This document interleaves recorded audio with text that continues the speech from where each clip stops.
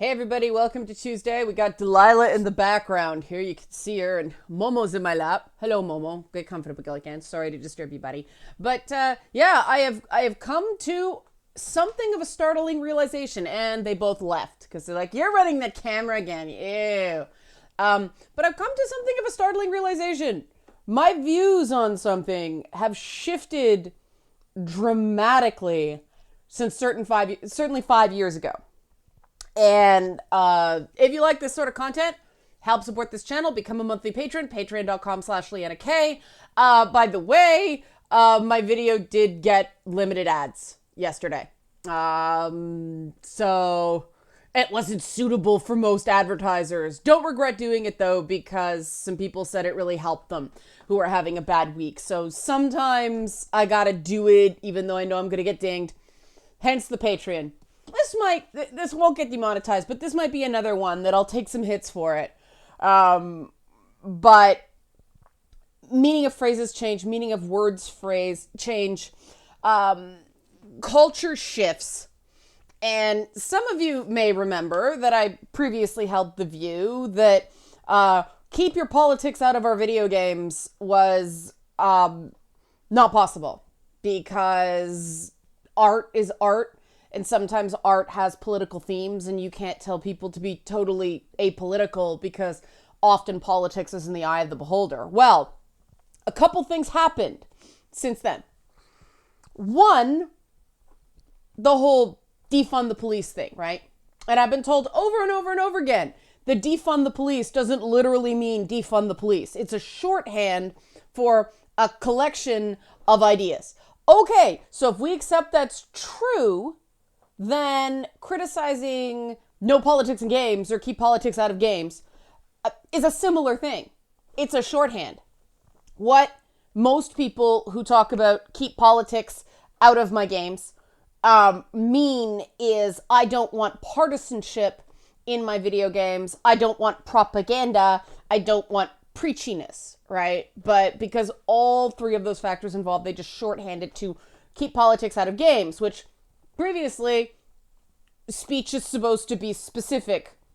Unfortunately, in 2020, speech is not specific. You're supposed to be able to understand a whole bunch of coded stuff, including when literally means literally and when literally means figuratively. This is the age we're living in. It won't be forever, but we have to navigate it now. So that's one thing that has caused me to rethink my view on this statement. But the other is an element that I've been struggling with very heavily over The Last of Us 2. Yes, that game continues to fucking haunt me because I admit I have found a lot of the alleged dialogue surrounding that game incredibly disturbing because right out of the gate, the opinions about that game were fights that men were having with other men about a game involving female leads. And that's immediately a sign of a problem. Like, name me one really prominent voice who is female, who got, their ideas elevated with that whole thing. It's been Troy Baker and Neil Druckmann and Jim Sterling and, a bunch of other male voices. Anita Sarkeesian and company did one podcast about it, and they seemed to run away in terror of the whole thing. Women have been really sidelined in this debate. But the other thing that sort of haunted me is how ham-handedly propagandistic that game is. And it made me realize that that's the sort of thing that people are talking about. And I'm going to sort of go deep divey game dev here. Games always exist on sort of the head of a pin. Pardon the metaphor. Game narratives are hard to design because they're harder to design than linear narratives because you have to involve choice somehow. Now, a studio like Naughty Dog sidesteps that by creating fairly linear stories that the player just plays through, and there's nothing wrong with that. But when you insert interactive moments into a story that's on rails, you have to do so with extreme caution. If a player is doing anything more than controlling the action sequences, I refer to it as basically being a stunt coordinator for a movie in sort of interactive form, which is what Uncharted is. For instance, I always feel like that I'm the stunt coordinator on a movie. So the narrative's locked, but I get to determine all the cool action sequences. That's how I relate to Uncharted. And that's obviously different than a game like Mass Effect or Dragon Age, and that matters because expectations going in are very different. I'm less bothered when, Nate and Elena are fighting and I have no control over what's going on because I don't. That's not a part I expect to have control. But in something like Dragon Age, where it becomes tell don't show, in a character like Krem, I feel cheated because I really think Krem is cool as a character. I wish they had given him more to do than literally stand there and be trans for the game. I mean, if they really wanted to be storytellers instead of, creating sort of a political prop in Dragon Age Inquisition with Krem, a really bold step would have been to make Krem a romance option. I would have preferred that. I thought Krem was one of the better support characters, like non-party characters. I would have liked that option for, I don't know what Krem's sexuality is, but, I would prefer that for Krem for the Inquisitor that whatever Krem's attracted to, right? Now that's having characters have sexual orientations. I don't consider that political. I don't consider that partisan politics. That's just life, right? I actually enjoy in the Dragon Age games that there are some party members of both genders who are not available for romance. You've got Aveline, you've got Vivienne, you've got Varric. They have relationships in one form or another. They're not interested in you as the main character. I like that.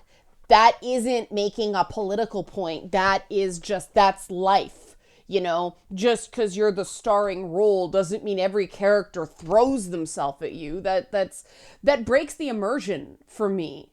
When everybody's like trying to get in my pants in a game, I'm like, whoa, whoa, whoa, whoa, whoa. This is weird. And some of them come on very strong because that's not life. But the problem with, Krem is he's a cool character.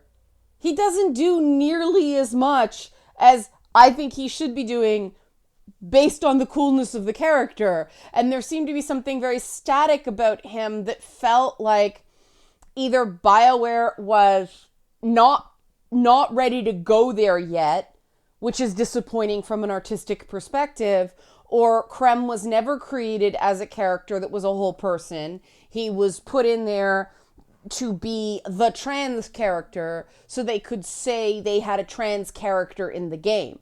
And that, to me, is the difference between a game that thoroughly exists in the realm of art, that is just telling a story and everything kind of coexists in a kind of organic way, and a game that is ham-handedly political. And I'd like to make a suggestion for an amendment to keep your politics out of games, to keep your ham-handed politics out of games. Tell a good story first. But again, defund the police doesn't mean defund the police. So I can't complain about imprecise statements anymore. This is the paradigm we're living in.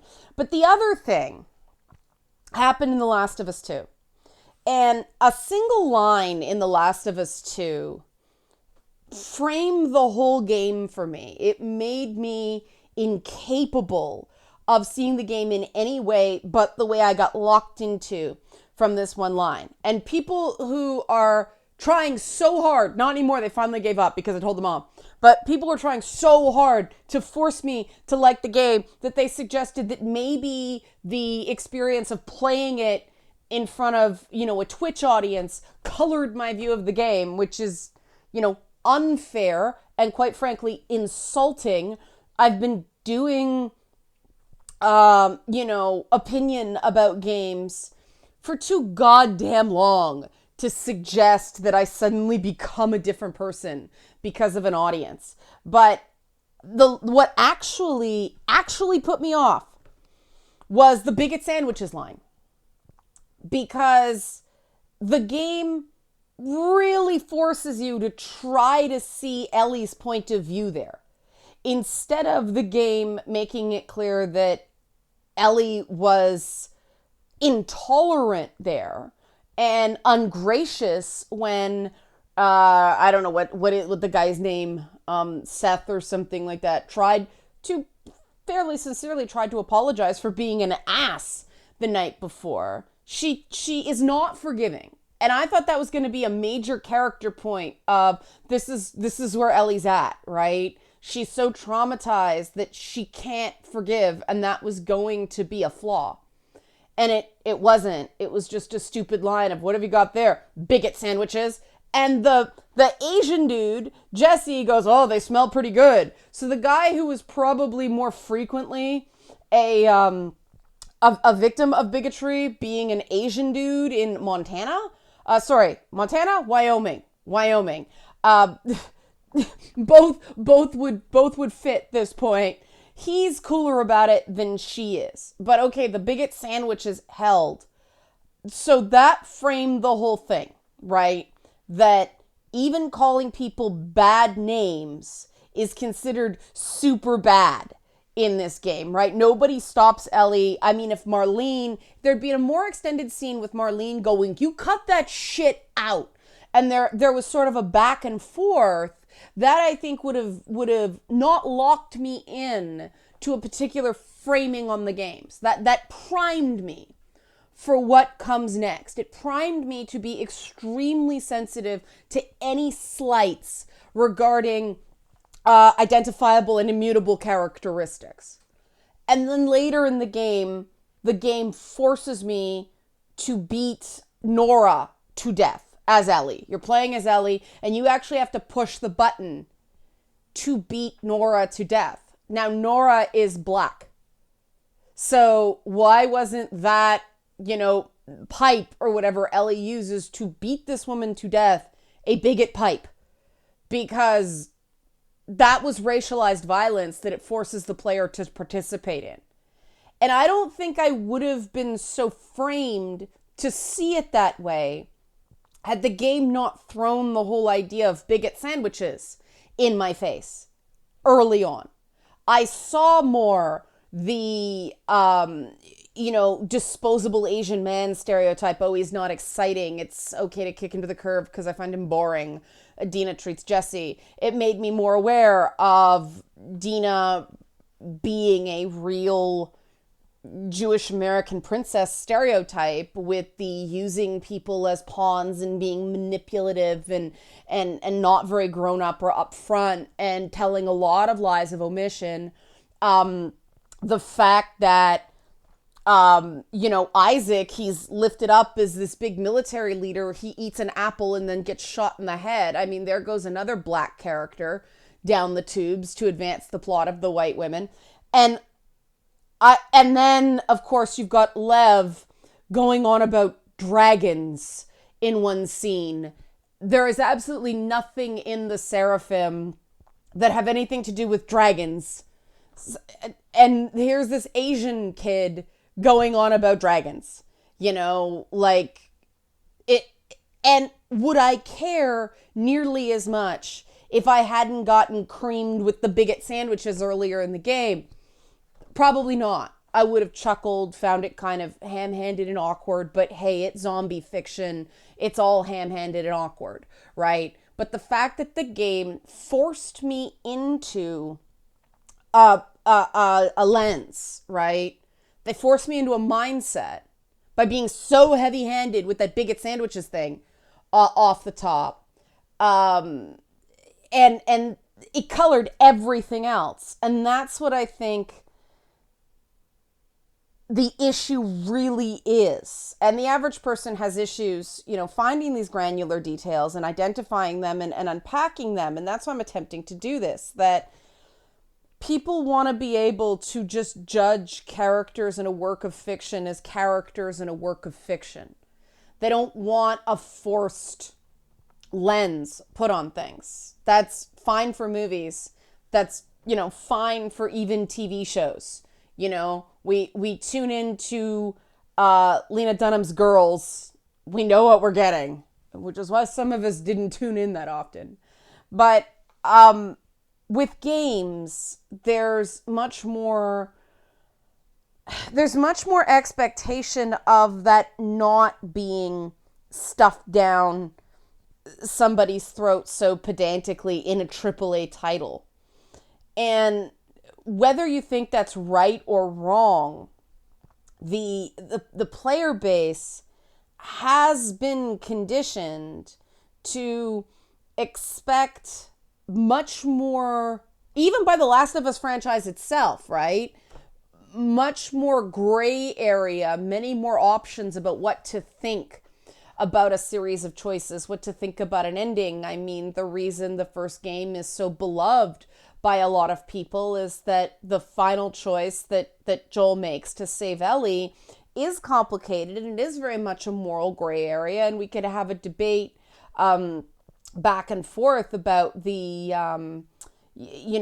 rightness of Joel's choice there. But instead of the game allowing us to have that extended interactivity with the material, it takes a really firm side on that question in the second game, and I think that's caused a huge amount of dissonance in people, and that's why people reacted so strongly to it. Anything that causes people to think too hard about something, you're really risking dissonance, which means you're throwing people out of the game, out of the experience of being immersed in a game, meaning the entire experience of playing a video game is going to be much less satisfying. The opposite of that is something like a Ghost of Tsushima, where you don't really realize how kind of inherently progressive the game is. First of all, I mean, is there a single white person in the game?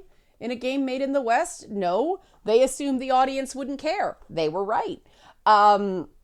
It shows Asian people not as, a monolith. It's not all Asian people think the same. It was based on, a fictionalized version of a historical conflict between the Mongols and the Japanese. I don't remember if they were actually called the Japanese back then, but you know what I mean.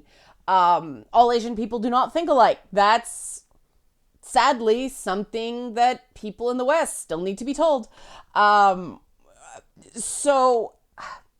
was that King of the Hill joke where the next door neighbors, the Khans, were Laotian, and Dale was always, "Are you Japanese or Chinese?" And no matter how many times Khan said, "I'm Laotian," Dale would say, "Are you Japanese or Chinese?" Right? Indicating the ignorance of some Americans about Asia. But then you have women over 40 doing things all over the place, to the point that I cast my own version of Tsushima as the Golden Girls. Masako is Dorothy, Yuriko is Rose, Tomoe is Blanche, and Yuna is Sophia, because Estelle Getty was significantly younger than the other women in the cast when the Golden Girls was shot, and Yuna's always, flashing back to, "I did this then," so Yuna's like, picture it, Tsushima, 1272 or something like that. But the fact that there are enough older women to do that in a game and only have to fudge it slightly, you don't see that much. Not as main characters. And, some of them are bisexual. And, some of them defy gender roles. And all this really cool stuff. But do we think about it while we're playing the game? No, we've bought in. We may have a moment of, isn't this cool? But the purpose of the game is not to convert us to a particular way of thinking. The purpose of the game is to just sort of take us on a journey and have really cool conversations about, for instance, I have this ongoing discussion with with somebody in Twitter DMs about whether the criticism from the uncle and from, what's his name, Ishikawa, the bowman, whether the ongoing criticisms of Jin are dissonant or not, whether there shouldn't have been different responses depending on how samurai or how stealth, like thief mode a player plays. And, you know, the guy I'm talking to is like, no, it's dissonant. I've been playing straight up honorably. I've been running in, just taking on all comers, being open, totally doing the samurai code. I'm not using the stealth much. And I'm like, I took it as no matter what you do, they're older people, they're stuck in their ways, they're going to criticize you no matter how good you do. That's the point. Is there a right answer to this? No, there isn't. There's no firm thing, one or the other, and that's what makes it interesting. No one can be right, so no one can be wrong, and you learn a lot about a person through discussions that are not so black or white. And I really think that those discussions that happen in video games like that are the reason people become such obsessive fans of things.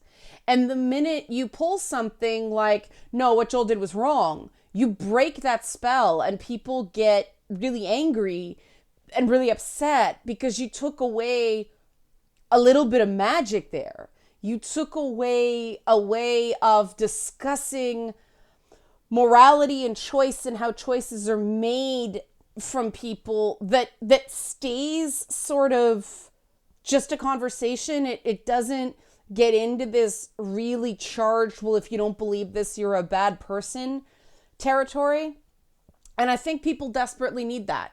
People use a lot of entertainment. I mean, that's why I think reality TV became so popular, though I've been watching The Newsroom, that old show from like 2012 and 2014. Now, I'd never seen it before. It holds up really well for something that was so critically dumped on at the time. I didn't have access to HBO shows back then. But, you know, they make the case that everything becoming so tabloid, everything becoming so reality TV isn't harmless.